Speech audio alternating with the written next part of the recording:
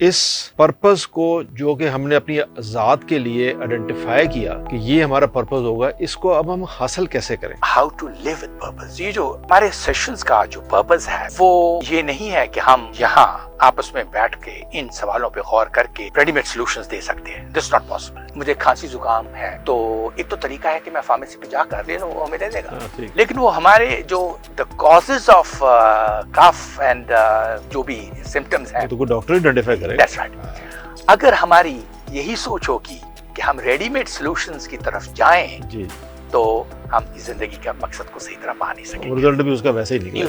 You need purpose जो है, this is the key success and fulfilment of जी, life. ये हमने बात की। और इस कुंजी को तलाश करने के लिए हमें बहुत ज्यादा सोच विचार की जरूरत है। जिसे कहते हैं ना, deep dive into your own self. अपने अंदर देखना है और तलाश करना है कि मैंने अपनी जिंदगी को कहाँ लेकर जाना है।